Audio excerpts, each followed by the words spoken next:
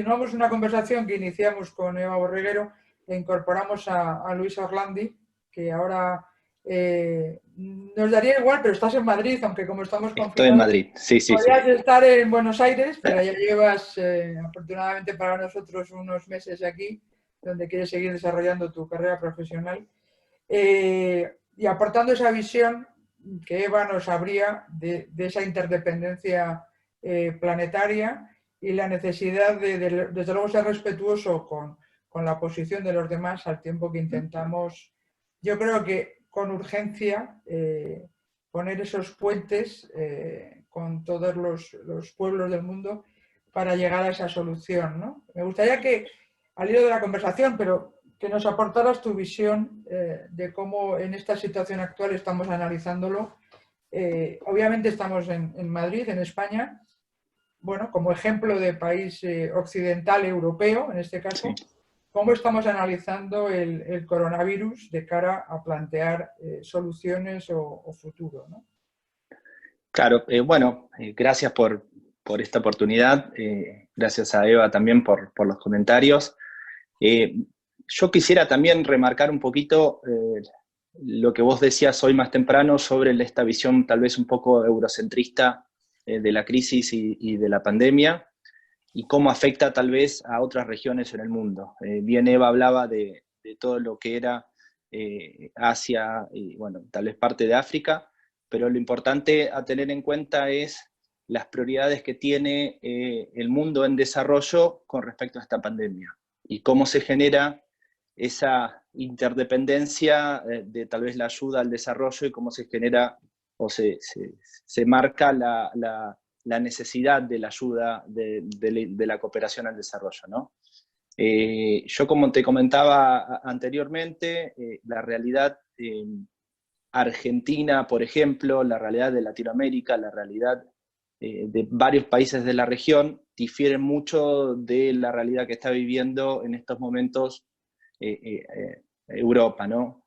Yo siempre lo comentaba con mis amigos, con mi familia, que dentro de todo aquí se está cumpliendo la cuarentena, que dentro de todo estamos cumpliendo con un proceso bastante acertado de cómo se está llevando adelante, y eso en Latinoamérica es un poco más difícil, ya que hay situaciones de un poquito más de vulnerabilidad, ¿no?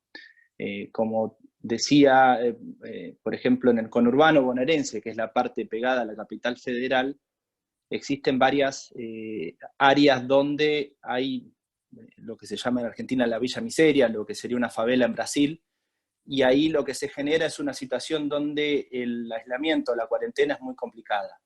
¿Por qué? Porque capaz que viven 7, 8 personas en un mismo lugar, entonces poder cumplir con una cuarentena adecuada es básicamente quedarse hacinados en una pequeña, en 4 paredes tal vez, en un barrio de Chapa, entonces es muy difícil mantener la cuarentena.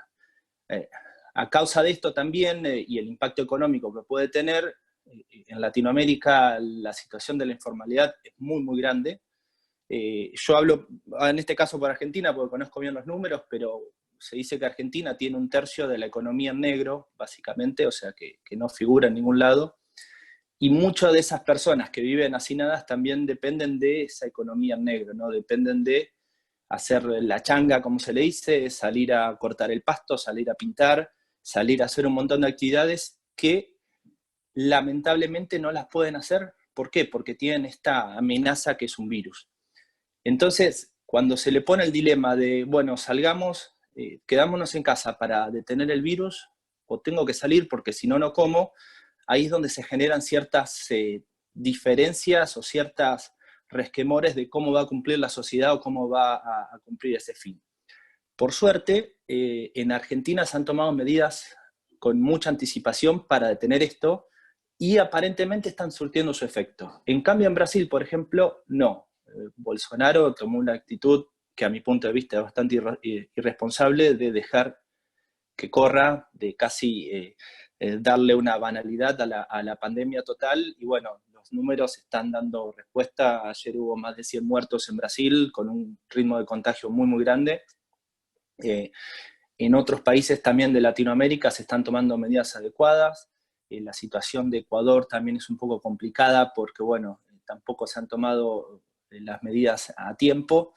Entonces yo creo que a veces enfocarse y ver las perspectivas de esta cuarentena desde una sola visión es difícil. Es importante tener en cuenta cómo se está viendo dónde está la pandemia y cómo está avanzando en los países del sur del mundo, ¿no? Tanto sea con Asia, que Asia definitivamente tiene un desarrollo un poquito mejor que en algunos países de Latinoamérica, y bueno, ni hay que hablar que África, pero la desigualdad impacta muy fuerte, y tener simplemente esta visión de decir por qué no cumplen la cuarentena, por qué no están dentro de sus casas, tenemos que tomarlo un poco con pinzas, ¿no? Y creo que ahí en ese... Sí, perdona, no, porque más que nada es, como bien explicas, es terriblemente injusto pedir a alguien que prescinda de su forma de vida cuando no tiene una alternativa, ¿no? En Europa podemos discutir que hay más o menos ayudas, pero efectivamente hay un apoyo del sistema que te permite, bueno, pues sobrellevar la situación. Otra cosa es que, según hablabas, y ayer también escuché en alguna noticia, que esto, por el impacto económico, que también comentaba Eva en su conversación, el impacto económico va a ser terrible, y podríamos llegar a un retroceso en los avances de la reducción de la pobreza, que hablaban o cifraban a situarnos en los años 90, ¿no? Que realmente es pavoroso pensar que algo que dices, bueno, pues tienes que afrontar esta situación, suponga perder 30 años de progreso, que es una barbaridad, pero sean o no esas cifras, yo creo que lo que tú expresas es que efectivamente se pueden ampliar incluso las brechas que ya existían previamente, porque el virus, yo creo que es bueno decirlo, afecta a todo el mundo, pero afecta a todo el mundo con su situación particular. Entonces, no es lo mismo, obviamente, personas sanas que personas mayores con dolencias, como no es lo mismo un país con una determinada estructura económica y social.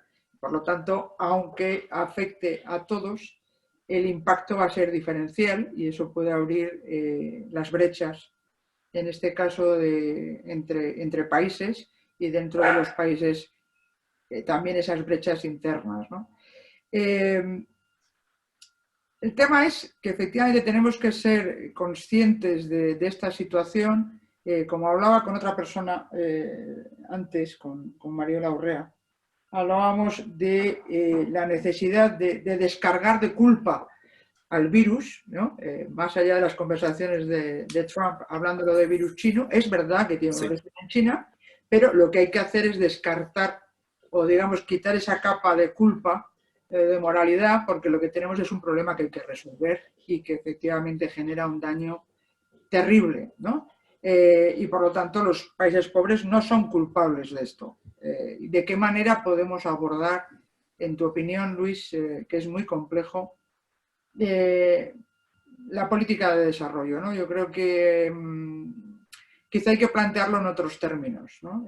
Que ya son, en la clave que comentaba Borreguero, tenemos amenazas que son planetarias y que requieren que todos trabajemos conjuntamente, sobre todo si lo que queremos es cambiar el modelo de crecimiento, ¿no? Ahora que ibais a engancharos al progreso mundial, resulta que nos cambian las cartas. No sé, yo creo que hay una serie de temas ahí que no estamos incorporando en el debate porque estamos muy ensimismados en nuestros problemas, y efectivamente no miramos hacia el sur como concepto. Quiero decir, no sé qué ideas se os ocurren sobre la marcha para poder, de entrada, ponerlo en la ecuación. Es decir, no podemos replantearnos nada a futuro sin tener en cuenta esta realidad, que ya me parecería muy importante. Pero, ¿qué cosas, ¿no? Luis, desde tu perspectiva, ves que serían relevantes cuando dices, ojo, quitaros vuestras gafas, intentar poneros las nuestras, y qué es lo que subrayarías? ¿Cuál es tu principal preocupación, Luis? Mira, hasta hace 20 días atrás, en Argentina la principal preocupación era la deuda externa. Era cómo íbamos a pagar la deuda, cómo íbamos a renegociar la deuda, cómo íbamos a salir de la recesión en la que ya estábamos, cómo íbamos a mejorar los niveles de pobreza. Y creo que ese es un punto fundamental en lo que tiene que ver al desarrollo, a ver cómo los organismos internacionales de crédito puedan facilitar a que los países en desarrollo tengan un acceso más adecuado al crédito sin apretar tanto con sus regulaciones. Ahora el Fondo Monetario Internacional había prestado más del 53% de su cartera a Argentina, y siempre yo digo, ¿no? Cuando alguien te presta $100, el problema es tuyo de devolverlo, pero cuando alguien te presta 1.000 o 2.000, el problema es ya un poquito de él, para ver si tiene la liquidez. Entonces, creo que en ese punto hay que estar muy atentos a cómo avanza. Argentina hoy está virtualmente en un default, porque no va a pagar vencimientos de deuda local, y eso genera un impacto muy grande. Si a esa problemática que tenía ya se suma lo de la pandemia, imagínate la catástrofe que puede ser para varios países de Latinoamérica que ya estaban en complicaciones. Y ni hablar de Venezuela, ¿no? que está en una situación mucho más crítica. Las desigualdades con la pandemia se van a agravar. Claramente afecta mucho más al vulnerable. Ahí tenemos que ver cómo el Estado con esta figura responde y cómo inyecta capital, cómo inyecta dinero para que la economía no caiga tanto, porque definitivamente va a caer la economía. Ahora, tiene que ser muy sabio en cómo va a inyectar ese dinero para que sea utilizado realmente en aquellos sectores donde le puedan dar un motor a la economía. Creo que todo lo que sea subsidios por desempleo y demás, que en Argentina no están, que en Brasil no están, que en un montón de países de Latinoamérica no existen, podría ser por lo menos una respuesta para salir de la emergencia. Y a nivel de la cooperación, yo creo que tendrían que fortalecer esa parte del bienestar económico. Cómo hacer que un país tenga bienestar económico, porque por más asistencialismo que haya, por más fondos y demás, se sabe que un país solamente va a poder salir de esa pobreza si hay un desarrollo económico real y sostenible. Y eso se logra teniendo políticas públicas a mediano y largo plazo que puedan afrontar ese gran dilema, ¿no? Por intentar ver el lado positivo, que hasta ahora está todo muy, Sí, todo muy complicado. complicado.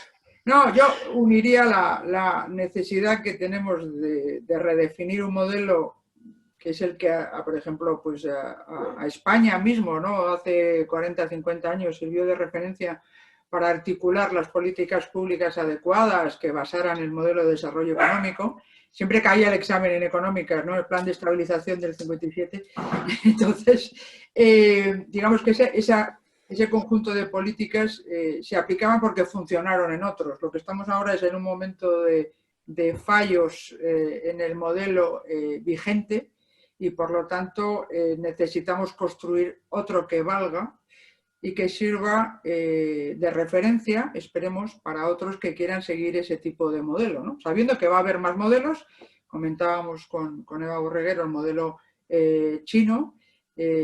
Bueno, va a haber distintos modelos y a ver cómo los países que están en peores situaciones o que son más débiles, cómo pueden utilizar eso como referencia, sobre todo. Bueno, se habla del nuevo plan Marshall, ¿no? En la OCDE para los países europeos, y siempre las ayudas, yo creo que van en la línea de lo que tú dices, pues la llegada de capital va a ir en torno a una estructura de proyectos que construyan esa institucionalidad que dan las políticas públicas, esas referencias que construyan país, ¿no? Que construyan esa red de crecimiento que va a ser distinta que la anterior, ¿no? Mi punto es cómo pueden participar todos los países en esa definición, ¿no? Yo creo que Europa tenemos nuestro reto.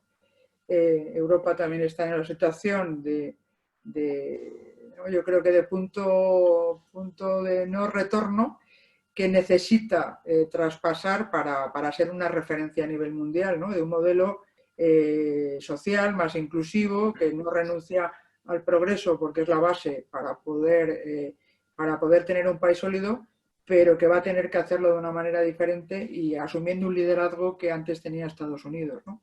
Desde América Latina siempre ha habido esa dicotomía, ¿no?, entre Estados Unidos y Europa. Sí. En el momento actual, ¿cuál es vuestra percepción, más allá de que se pida mucho Europa y Europa no lo esté haciendo? Pero digamos que a nivel internacional, ¿cómo crees que se podría jugar, ¿no? Tú que has estado en las organizaciones del G20 y tal, ¿cómo podemos hacer llegar a esa configuración de modelo Sí. las inquietudes de países como los que son en América Latina, ¿no? Yo creo que hoy Latinoamérica está en un proceso de recibimos ayuda de cualquier lado, o sea, no tenemos un favoritismo por un solo país. Si bien Estados Unidos es esa referencia del norte, pero hoy no está teniendo esta influencia mundial, que sí por otro lado lo está teniendo China. O sea, Eso nosotros, te iba a decir. de Latinoamérica, el principal socio comercial es China, tanto con importación como con exportación, y creo que ese rol de soft power que está cumpliendo lo está haciendo muy, muy bien y está ganando un montón de aceptación dentro de lo que es la opinión general. Yo creo que tampoco hay un poco de desconocimiento de todo lo que pasa con el sistema que tiene China y cómo opera, y creo que tal vez esta crisis da la oportunidad de ver un poquito a la luz cómo es su comunismo, ¿no? Cómo trabaja y cómo opera, y creo que eso hace abrir los ojos a muchas personas que antes decían, bueno, si está el dinero, si está el capital, si está el fondo, no importa de dónde venga, sino que, bueno, tengamos que ver realmente si va con los valores,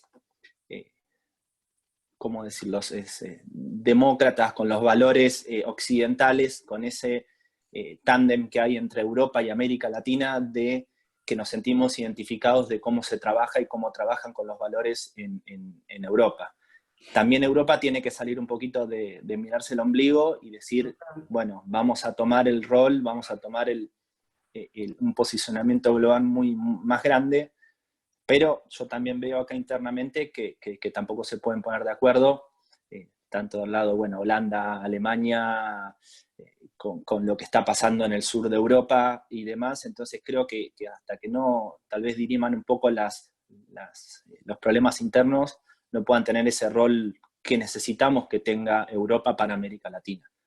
Es natural, o sea, sucede natural la asociación entre América Latina y Europa, pero lamentablemente desde Argentina, desde Brasil, demás, también tenemos tantos problemas que es difícil liderarlo desde ese lado, entonces necesitamos tal vez un poquito de liderazgo europeo, y creo que España es lo natural para que lleve adelante este proceso, ¿no? Toda la parte de Iberoamérica, me parece que puede ser importante que tome ese rol, ¿no? Hay que ver cuáles son los tiempos y, bueno, cómo vamos saliendo de la pandemia.